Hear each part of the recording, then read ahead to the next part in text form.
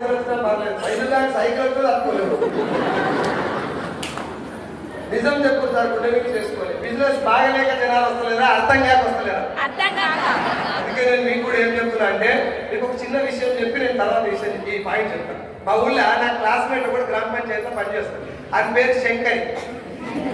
నేను శంకరి అంటాను ఒకరి గారి. నా క్లాస్మేట్ నా కర్మగాలి నా క్లాస్మేట్. కారోబార్ అంటే ఐడియా ఉంటుందా? కారోబారి కొడుకుడు అంటే గ్రామ పంచాయతీలో సర్పంచ్ కంటే ఎక్కువ పవర్ ఇంటికే ఉంటాయి. ఎవరెవరికి ఏం చేయాలి, ఎవరు నల్ల కట్ చేయాలి, ఎవరు కరెంట్ కట్ చేయాలి, ఇవన్నీ తెలిసినోడికి నా దురదృష్టం ఏంటంటే నా పక్కన కూర్చొని చదువుకున్న బాబతి వాడు. వాళ్ళ దగ్గర పోయి నా దగ్గర ఉన్న బిజినెస్ గురించి వెస్టేజ్ గురించి అర్థగంట చెప్పిన మొత్తం విన్నాం కాదు. ఏమన్నా తెలుసా? ఏముందిరా ఇలా జాయిన్ అవ్వడే కదా, జాయిన్ చేసుకునే కదా అన్నాడు. నేను జర సోయితోటి ఉండి తెలివి ఉంటే గంతే, అట్లా కాదురా మీటింగ్ రా ఏదో తెలుసుకో అంటుంటే. కానీ నాకు సోయి తగ్గప్పుడు ఏమన్నంటే కంటే రా వాడి దగ్గర వెళ్ళిపో నేను చూసుకుంటా అన్నాడు. తెల్లారి దగ్గర చూస్తే ఆయన కింద 60 మంది ఆయన. నాకు డౌట్ వచ్చి ఫోన్ చేసిన, నేను 6 నెలలు ఎంతమంటే 5 ఐడీలు వస్తలేవు, నీకు ఇంతగానో ఐడీలు ఎంత వచ్చినాడు అని అడిగిన. అట్లా ఉంటుంది మన తోటి అన్నాడు. ఆ సీక్రెట్ ఏందో నాకు చెప్పురా అంటే, ఊళ్ళో ఆధార్ కార్డు మొత్తం నా దగ్గర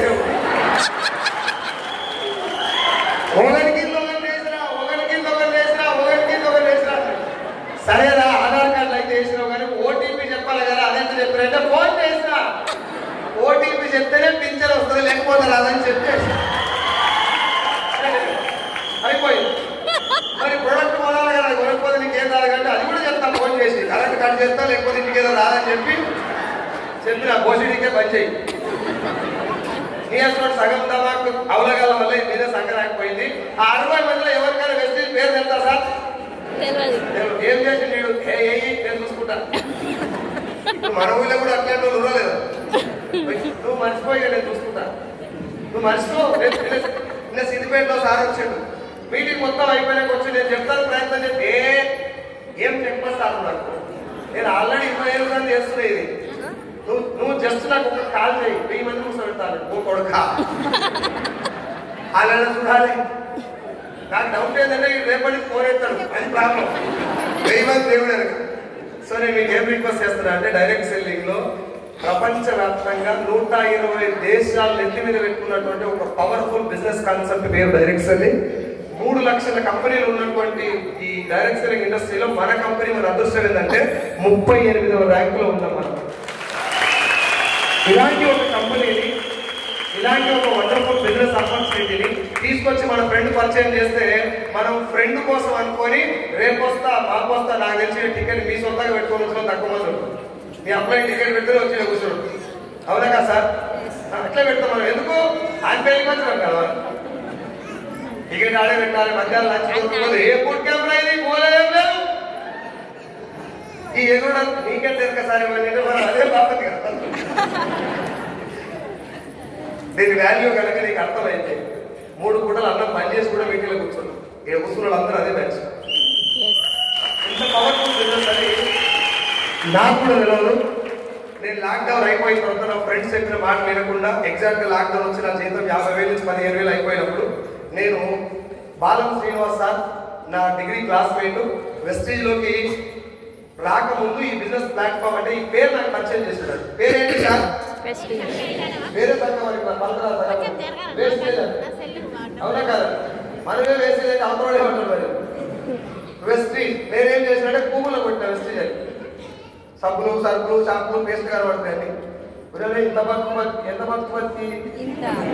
తెలంగాణ మొత్తానికి మేనేజర్ ఇక్కడ వెళ్ళిపోయింది. ఇంకా తెలియదు కానీ తెలంగాణ మేనేజర్ సబ్లా అమ్ముకుంటాడా అనుకొని 4 నెలలు మీటింగ్ పోలే. ఎన్ని నెలలు ఎందుకు పోలేదు సార్ అంటే సార్ చెప్తే కదా ఏమో ఇంటికి ఎంత వస్తుందో. నాకేం రాకుండా మన దగ్గర ఆయనకి రావద్దు. ముసుగులో మీ పట్టింటి వాడు బుల్లెట్ కొనడానికో కంగ్రాచులేషన్ అంటారు కదా లోపల అని ఉంటది. 2 రోజులు అయినా కానీ బుల్లెట్ వాడు ఎంతపోయినా అనుకో పోయిందా మన దగ్గర పోయినా డాన్స్ చేస్తున్న లోపల కానీ మీది కంటే నటిస్తారు. ఇదే సమాజం మొత్తం. ఎస్ఆర్లో నేను కూడా అదే బాబు చేస్తాను, మీరు కూడా అదే బాబు. 4 నెలల తర్వాత సీట్ సార్ ఏమంటే సైడ్లో నేను ఎంత పిలిచినా నువ్వు మీటింగ్కి వస్తలేవు కదా, దీని విలువ నీకు అర్థమైందని చెప్తున్నా, నేను గవర్నమెంట్ జాబ్ వదిలేస్తున్నా అన్నాడు. ఎంత శరదక్కడైనా ఏ నోక్కడ రాయి జరుగుతుందా లేదా? నాకేమనిపించిందంటే ఇంత కష్టపడి కొట్టే గవర్నమెంట్ జాబ్ ఇంత కష్టపడాలి ఎందుకంటే మనకు రాలే కదా, మనకు రాలే కాదు మచ్చా, అప్లై చేయలేదు.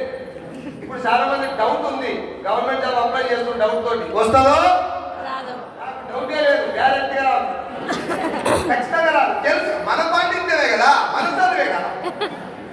9 గంటల దాకా పైకడ బాగా కాదు, కొద్దిగా అడిగేళ్ళు ఇంటికి వచ్చి స్నానం చేసి, స్నానం అంటే ఇప్పుడు మీరు చేసే తానం కాదు, అప్పట్లో వేరే తానం అట్లా చేసిపోయేది. మా ఆయన చెప్పేది బిడ్డ చదువు రావాలంటే బాగా దేవుళ్ళకి దండం పెట్టాలా, అట్లా పెడుతూ వస్తారు. దండం ఏం కాదు ఆయన, నేను అగరబత్తిలో పెడతా అని చెప్పి పరీక్ష అట్లా ఉంటది కదా, దానికి అగరబత్తి పెట్టి ప్రేయర్లో కూర్చున్నది ఇంత ఇంత ముందరోడికి ఎక్కడుంటుంది. ఇట్లా చదివితే ఐఏఎస్ వస్తారా? ఇంటికి వచ్చి ఇస్తాను కానీ నేనే ఇప్పుడు ఖాళీ చేస్తాను. ఇప్పుడు నేను చెప్తాను కదా బిజీగా ఉన్నాను, అప్పుడు అట్లా చెప్పి తోలిచ్చాను. నాకు గవర్నమెంట్ జాబ్ వస్తుందా?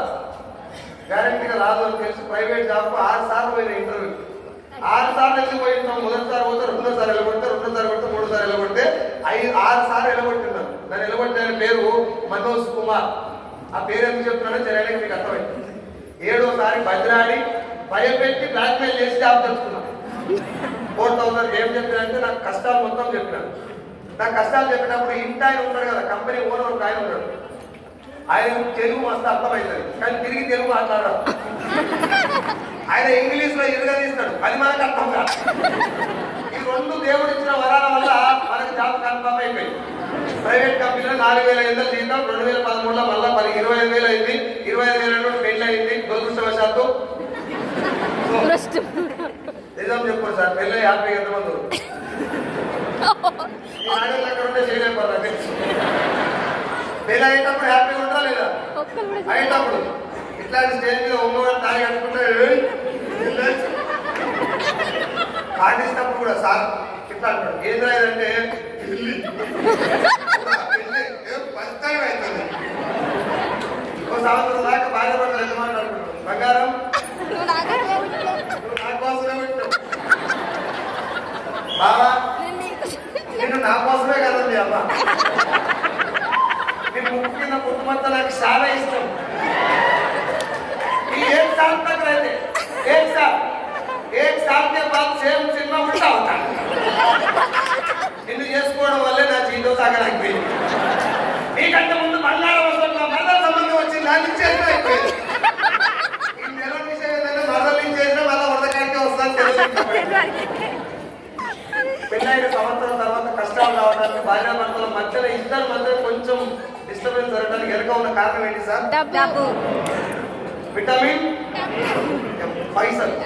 నాకేం చెప్పేది మా వాళ్ళు అంటే పైసలంతా ఇంపార్టెంట్ కాదు, రూపాయి వేరు చేస్తామంటే అన్నదమ్ములను విడదీస్తా, అక్కజలను విడదీస్తా, పైసలు పాపిస్తే మీరు పోతాడు కట్టపోతావురా, ఈ శనిపడ్డ లెక్కలన్నీ మా వాళ్ళు చెప్పారు. నేనేమనుకున్నాను పైసలు అంత ఇంపార్టెంట్ కాదు, బంధాలు పక్క చెక్కలు ఇవే అనుకుని 5 జగన్ 500 రూపాయలు పెట్టుకొని పెట్టి మాట్లాడుకోనికి ఉత్తగా మాట్లాడుకోనికి డిఫరెన్స్ ఉంది బయట. ఎస్ఆర్లో భార్య ఇంటికాడ ఉన్నటువంటి భార్య ఏదన్నా ఏమంటారు మర్యాద నీకు పర్ఫెక్ట్ చేయాలని కూడా పైసలే కావాలని పైసల గురించి లాక్డౌన్ వచ్చినాక అర్థం చేసుకుంటూ తెలిసింది. అంతకుముందు ఏమనుకుందంటే అవసరాలు సార్ పుసుకుల పొద్దుకాక మీ ఆడ వచ్చి మీరు పెట్టుకోవాలి అలా పని కదా. అరే భార్య వచ్చి ఏమండి టికెట్ అన్నప్పుడు నీకు అర్థమైంది, గల్లపెట్టే సినిమా ఉంటుంది. ఒక శారీ అని అడిగినారు, ఒకటేళ్ళకు 2 తీసుకుందాం బా అని చెప్పి సౌత్ ఇండియా షాపింగ్ మాల్ పోయి 2 చీరలు ఇప్పించి వచ్చినాం. పొద్దుగాల 5 గంటలకి లేస్తుంది, మంచిగా దోరగా దోశ వేస్తుంది, ఆనియన్స్ కలిపి పప్పు చట్నీ వేసి నిమ్మలంగా తెచ్చి అల్లం చట్నీ కలిపి తీసుకొచ్చి బావా అంటారు.